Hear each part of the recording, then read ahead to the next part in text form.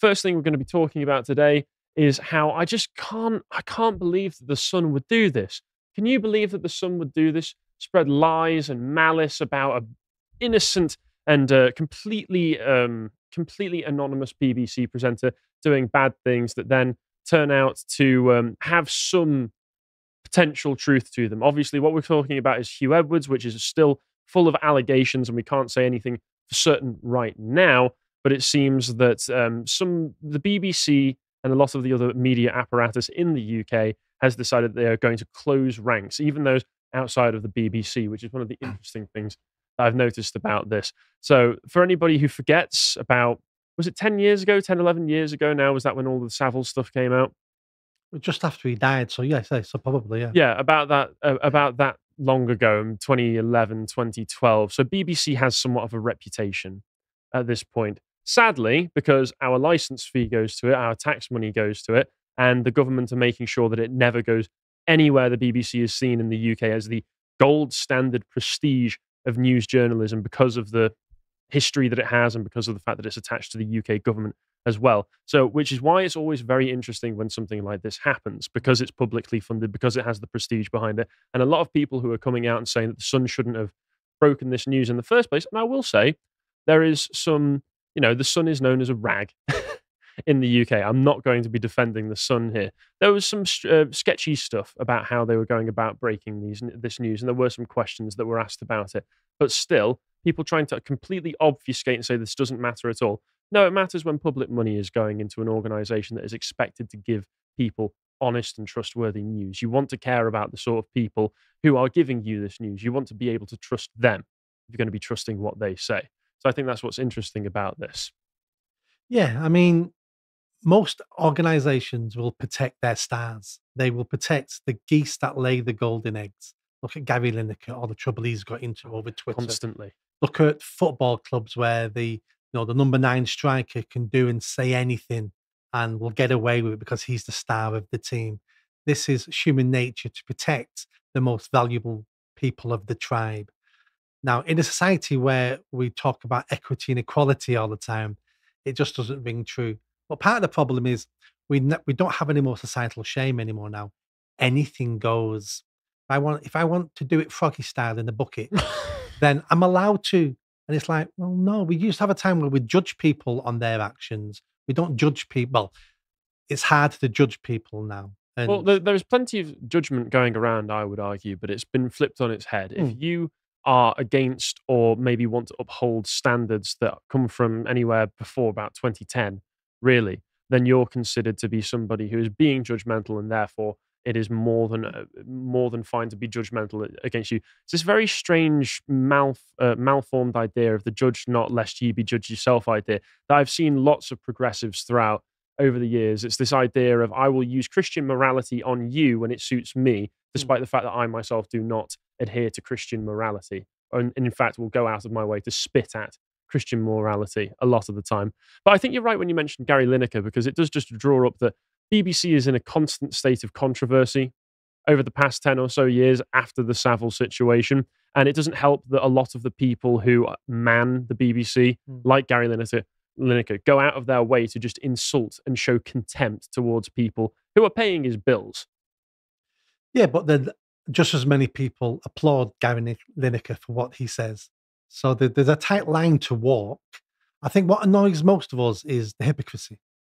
Now, if Hugh Edwards, this scandal would have been somebody, if he'd have worked at GB News, for instance, this would be a whole different story completely.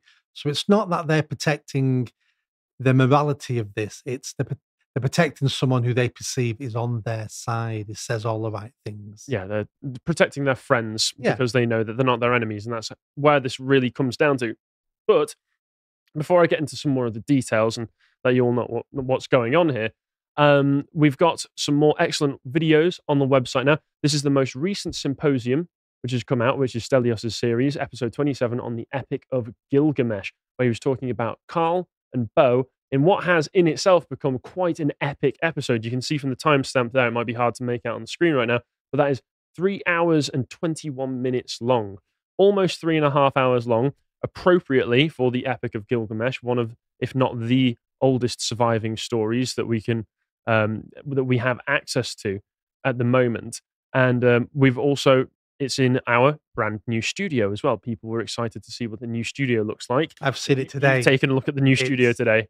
If you think this studio was good, then the other studio's it blew me away. It's fantastic. Yeah, if you think that this studio is maybe a bit too like disconnected, if it's a bit too Modern, yeah. clinical and modern, you'll be very pleased with the new studio. If you thought the old one was homely Yeah. and felt like cozy, then this one will blow your mind on those fronts. But anyway, so the initial reports that were going out were, as I mentioned, coming from The Sun, where they were reporting like this a few days ago. This all sort of came out at the beginning of this week when they were saying BBC presenter suspended over sex claims and broke lockdown laws to meet young stranger from a dating site. So initially, no names were being given out about this. It was only all being reported anonymously regarding the person that this is all surrounding. So for the first half of the week, I don't know about you, but there were lots of people I know who were involved in speculation. Who's it going to be? Yeah. Who's it going to be? The name Hugh Edwards was thrown out a few times in speculation, but a lot of people I heard say that was either, I don't know who that is, or no, it couldn't be him.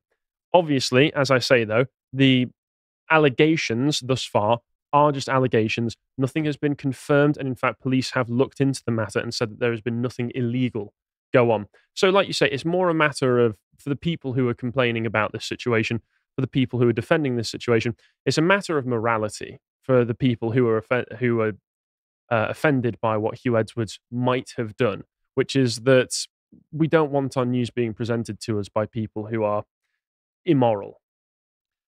It's really, really complicated. So for me, the biggest part of this story, if true, again, we don't know if it's true or not, but the biggest part of the allegation for me is the young person involved. And we say young person, but they're not a child. They're not technically, legally a child, but they're a young person.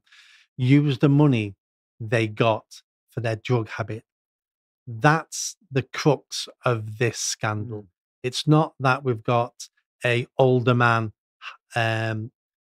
engaged in sexual conduct or sending naked photos of anything like that with someone younger. That happens all the time, and that's you can class. I will say if that part does turn out to be true, depending on the age when it started with the boy, then I would pass judgment on that. Well, yeah. So what people might not understand is in this country, it's legal to have sex at 16.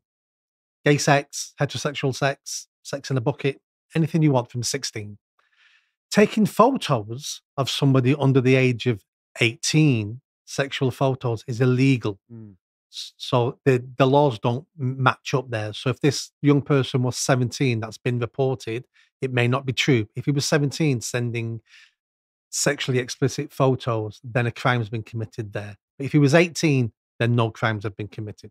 Yeah, I think another part of the story as well is that part of the allegations are that he went out and broke lockdown laws at the time. Everybody did. Who didn't? Everybody did. But it was enough when directed at certain people to be able to bring politicians down, or at least allow themselves to be brought down. So it's just another layer of the hypocrisy that you mentioned earlier. So what the reports say in this particular article was that the Sun had received messages which suggest that, as well as visiting the 23-year-old's home, the star had sent cash and asked for a picture. He was sent a naked, semi-naked photograph. And I believe the Sun got a lot of this information from the boy's parents as well. In an interview, the youngster told how the star travelled across London to another county to meet them at their flat in February 2021. They said that they first met the presenter in 2020 on a dating site. The presenter had started a chat with a 17-year-old follower on Instagram using love hearts and kisses in his messages. The BBC reported that another youngster has claimed the presenter sent them threatening and abusive messages. Jeremy Vine had called on a well-known BBC star to name himself as the presenter at the centre of the scandal. So there's a lot going on there that left a lot of things up in the air, left a lot of people speculating of what was going on. But as soon as it came out, without even questioning the validity of the information regarding this, BBC and The Guardian both came out with essentially the same article asking questions for The Sun over the BBC presenter story. And to be fair, there were some valid questions to be asking about this, which was mainly surrounding how valid is all of this? What is the veracity of this? Are you just accepting information that's been given to you that could smear a man's entire life regarding this? But I see this as the media closing ranks, as they often do. Whether it's the BBC, whether it's the Guardian, all of these people will be attending the same parties. All of these people will know one another, and so they close ranks to keep themselves safe. They're also competition. This is a very competitive market, newspapers. So if they can damage the Sun, just like any other business would damage their competitors. And what we need to understand about the Sun, I would imagine, and I'm 99% sure this will be true, they would be trying to check everything they can because they don't want to be sued. I mean, this is all Because fair. you look what happened to News of the World. Mm. They went because of something similar to this. So, they would be checking everything. And if they turn out to be false, then I'll be on Hugh Edwards' side to sue the pants off him. No, of course. But I've seen some reports that... sue the pants off them might not have been the appropriate well, still. thing there.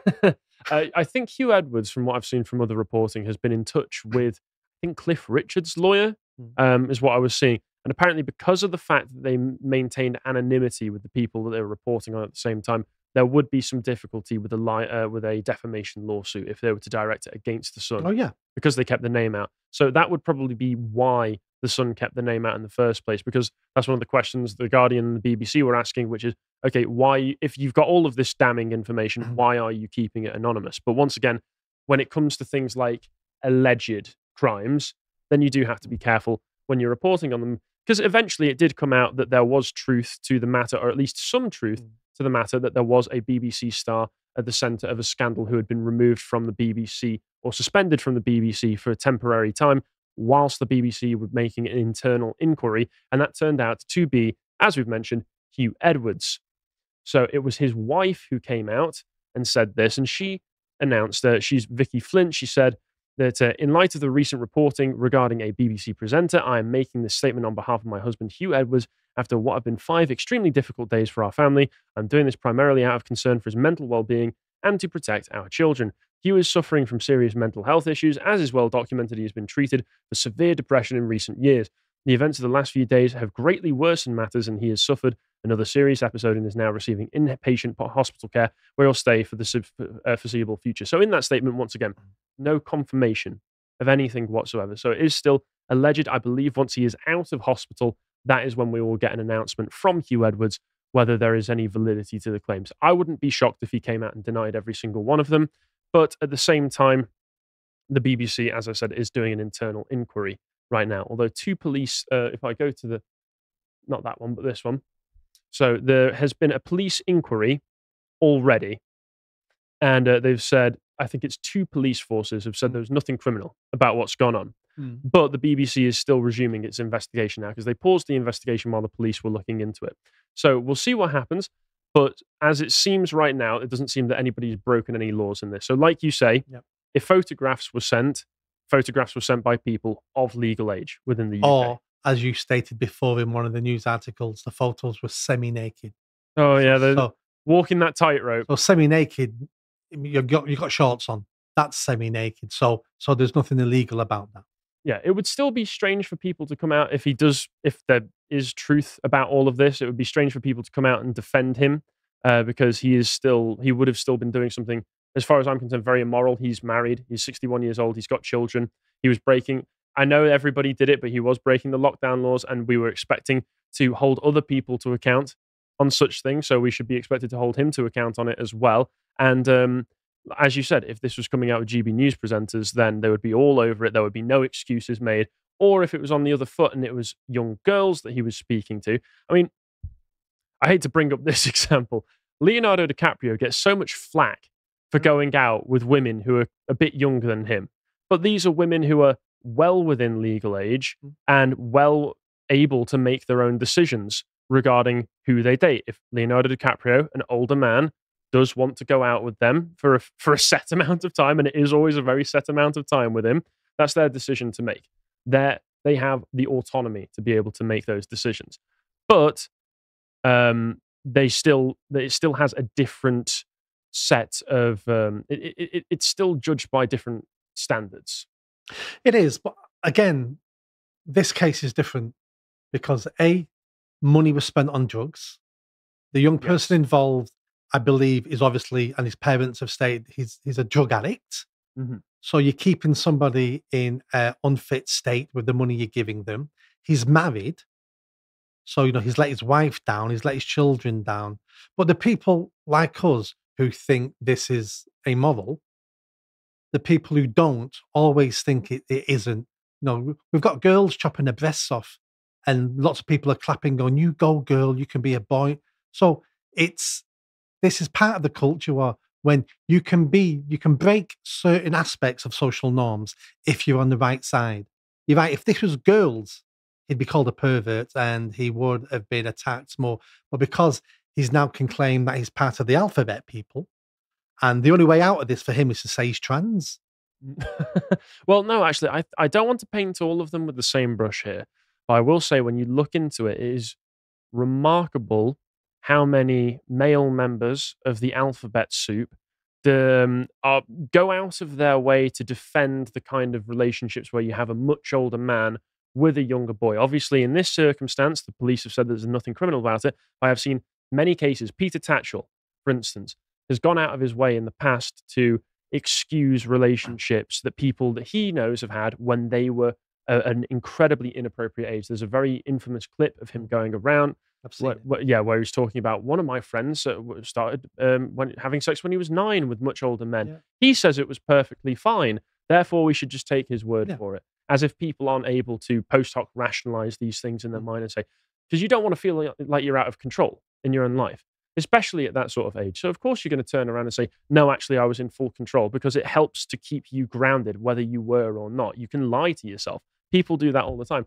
And that side of the alphabet lobby does sadly occasionally make excuses for that kind of behavior. So, like you say, it is very different when it's with younger men rather than younger girls.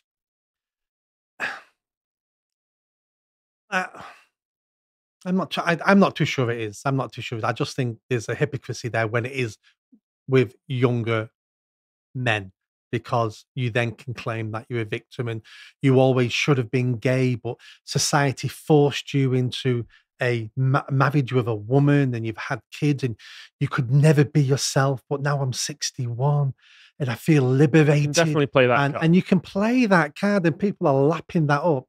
And I don't think any of that matters. I think we need to go back to a time where when you marry somebody, you have respect for them and you hold the sanctity of marriage, and you have a life with them, and you're not running around with other people and you're not embarrassing your children. That's what this is about for me. It's not about the sex or the gender of whoever it was before. It's not even the age difference, because who are we to judge an age difference? We shouldn't be judging that. We should be judging people on their self-respect.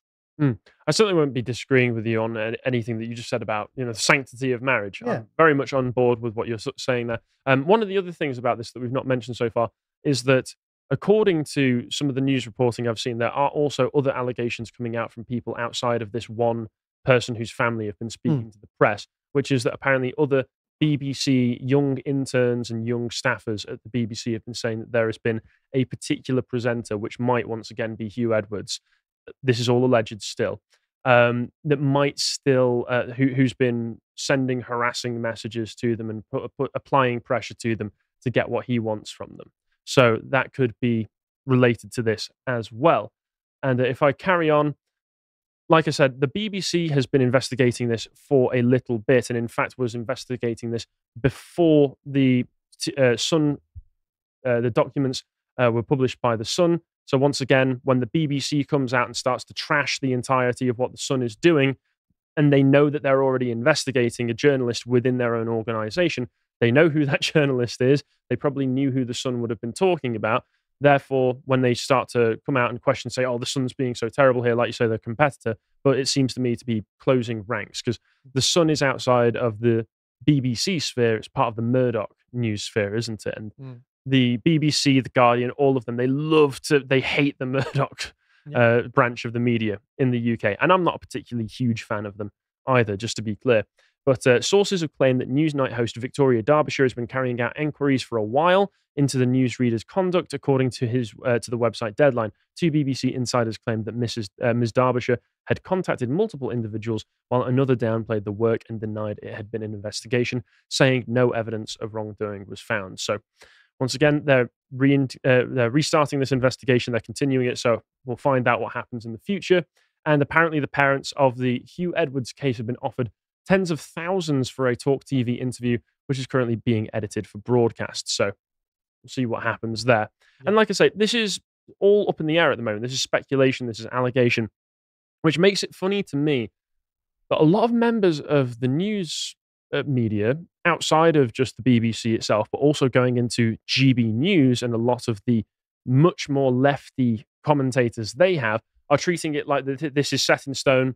This is what actually has happened. Hugh Edwards has done these things. Now it's time for me to make excuses for them. Very, very strange, because if we go here, so outside of that, first of all, we have Alistair Campbell, who is a big fan and friend of Hugh Edwards in the first place, saying, memo to the BBC. Interesting how he phrases it like that. For those unaware, Alistair Campbell was essentially head spin doctor for Tony Blair. Yeah. Is that how you'd characterize him? Yeah, saying, stop playing the game your enemies want you to. Relegate the Hugh Edwards story so low down the bulletins it disappears. Lead them onto a story of a former PM, he's referring to Boris Johnson here, who said he would hand over all his text to an inquiry. This is regarding the COVID controversy with Partygate issues with Boris, failing to do so in defiance of a court order, which is what you should have done earlier in the week. Stop confusing the public interest with what the right-wing rags say the public are interested in. Interview police regarding why they investigated Hugh, but not a PM defying High Court. It's interesting to me that Alistair is basically just laying out there how outlets like the BBC can just manipulate the news. Well, all you need to do is just push it down and then push this other one up. Yeah. And I know this because I was the spin doctor for Tony Blair. I know how all of this works. So that's nice and revealing there. There's a clip in a TV program called Yes, Prime Minister. I don't think I've watched that. You need to watch it. It's fantastic. It's from the 80s. There's a clip in it where the Prime Minister is talking to his top civil servant going, there's this big story is going to come out about, an MP or something. What can we do? What can we do to stop it? We can't stop it. It's going to come out. Well, what you can do is you can deport 72 Russian diplomats and say they're spies. And that then will go to number one and all the media outlets, and nobody be worried about the MP who did. So that's what they do. Yep. That makes perfect sense to me. And it's just shocking to me how open they are about how they manipulate the news, especially because I forget what the name of it is, but the UK government actually has essentially a kill switch that they can do. If they don't want any of the news to report on a particular story, they can just send out a memo to every newspaper in the country and say, just don't report on it. And they have to abide by it. Bo knows the name of that, but I cannot remember the name of that particular kill switch. I would imagine it's very hard to do. I'd imagine you've got to tick so many boxes. It has to come under the Official Secrets Act. I imagine there's a lot more to it than just, we don't want you to report on that. Potentially, but the government's very shady. I don't trust them. Don't trust them as far as I can throw them.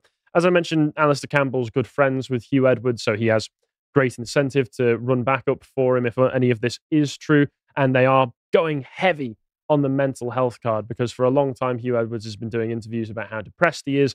But once again, if this is true, I too have experienced depression in my life. I don't immediately go and seek to cheat on my spouse. That wouldn't be my first go, at the very least. And then there are the people who are just making up excuses for it, as if it's all been confirmed in the first place. People saying, for everyone defending Hugh Edwards, asking to give him the benefit of the mental health, no crime committed, etc. Ask how you would react if one of these gentlemen were facing the exact same situation. What would be your answer, hypocrites? Well, they would be going against him. This is not an effective tactic, as far as I'm concerned. I misread this originally and thought it said the opposite, so I apologize for that.